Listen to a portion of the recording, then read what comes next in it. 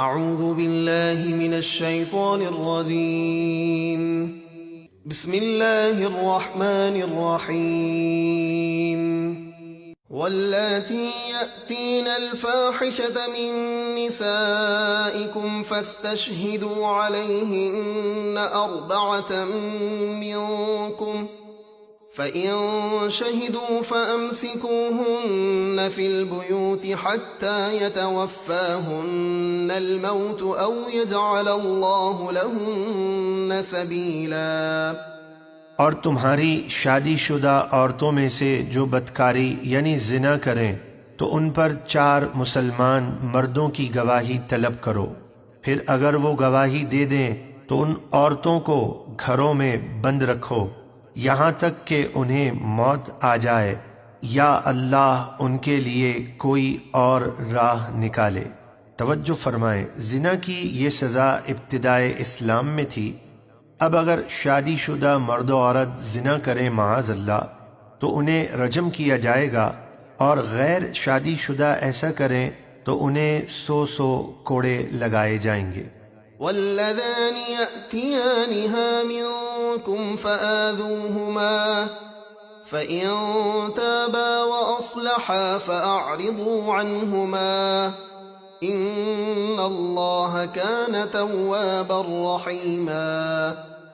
اور تم میں جو غیر شادی شدہ مرد عورت ایسا کام کریں تو انہیں خوب اذیت دو، پھر اگر وہ توبہ کر لیں اور نیک ہو جائیں تو انہیں کچھ نہ کہو، بے شک اللہ بہت توبہ قبول کرنے والا، بے حد رحم فرمانے والا ہے۔ انما التوبة على الله للذين يعملون السوء بجهالة ثم يتوبون من قريب فأولئك يتوب الله عليهم وَكَانَ اللَّهُ عَلِيمًا حَكِيمًا۔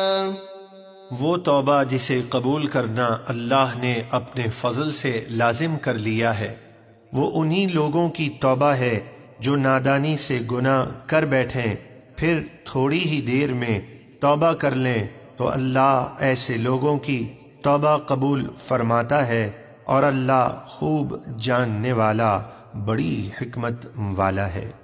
وَلَيْسَتِ التَّوْبَةُ لِلَّذِينَ يَعْمَلُونَ السَّيِّئَاتِ حَتَّى إِذَا حَضَرَ أَحَدَهُمُ الْمَوْتُ قَالَ إِنِّي تُبْتُ الْآنَ وَلَا الَّذِينَ يَمُوتُونَ وَهُمْ كُفَّارٌ أُولَئِكَ أَعْتَدْنَا لَهُمْ عَذَابًا أَلِيمًا۔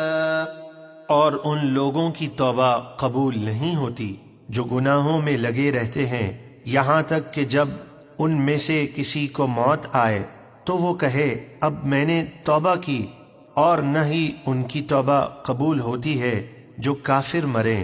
یہی وہ لوگ ہیں جن کے لیے ہم نے دردناک عذاب تیار کر رکھا ہے۔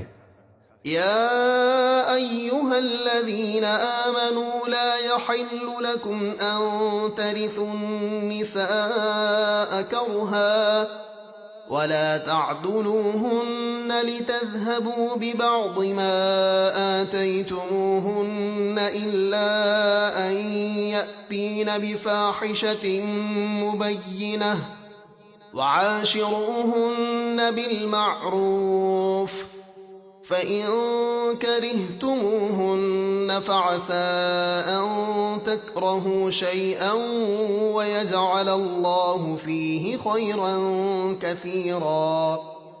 اے ایمان والو، تمہارے لیے حلال نہیں کہ تم زبردستی عورتوں کے وارث بن جاؤ، یعنی اس میں زمانہ جاہلیت کے لوگوں کا بیان ہے جو میت کے مال کے ساتھ اس کی بیوی کے بھی زبردستی وارث بن جاتے تھے۔ اور عورتوں کو اس نیت سے نہ روکو کہ تم نے جو مہر ان کو دیا تھا اس میں سے کچھ واپس لے لو، مگر اس صورت میں کہ وہ کھلی بے حیائی کا کام کریں تو مہر واپس لے کر خلا دینے میں کوئی حرج نہیں، اور تم ان کے ساتھ اچھا برتاؤ کرو، پھر اگر وہ تمہیں پسند نہ آئیں تو صبر کرو، جدائی مت چاہو، ہو سکتا ہے تمہیں کوئی چیز ناپسند ہو اور اللہ اس میں تمہارے لیے بڑی خیر و برکت کو رکھ دے، یعنی نیک اولاد عطا فرما کر۔ وَإِنْ أَرَدْتُمُ اسْتِبْدَالَ زَوْجٍ مَّكَانَ زَوْجٍ وَآتَيْتُمْ إِحْدَاهُنَّ قِنطَارًا فَلَا تَأْخُذُوا مِنْهُ شَيْئًا أَتَأْخُذُونَهُ بُهْتَانًا وَإِثْمًا مُّبِينًا۔ اور اگر تم ایک بیوی کو چھوڑ کر اس کی جگہ دوسری بیوی سے نکاح کرنا چاہو اور جسے تم چھوڑ رہے ہو اسے بہت سا مال مہر میں دے چکے ہو تو اس میں سے کچھ واپس نہ لو، کیا تم بہتان باندھ کر اور کھلے گناہ کا ارتکاب کر کے اسے واپس لوگے؟ یعنی مہر واپس لینے کے لیے جھوٹا الزام مت لگانا۔ وَكَيْفَ تَأْخُذُونَهُ وَقَدْ أَفْضَىٰ بَعْضُكُمْ إِلَىٰ بَعْضٍ وَأَخَذْنَ مِنكُم مِّيثَاقًا غَلِيظًا۔ اور تم کس طرح اس مہر کو واپس لوگے حالانکہ تم تنہائی میں ایک دوسرے سے مل چکے ہو اور وہ تم سے نکاح کے وقت مہر وغیرہ کا مضبوط وعدہ لے چکی ہیں۔ وَلَا تَنكِحُوا مَا نَكَحَ آبَاؤُكُم مِّنَ النِّسَاءِ إِلَّا مَا قَدْ سَلَفَ إِنَّهُ كَانَ فَاحِشَةً وَمَقْتًا وَسَاءَ سَبِيلًا۔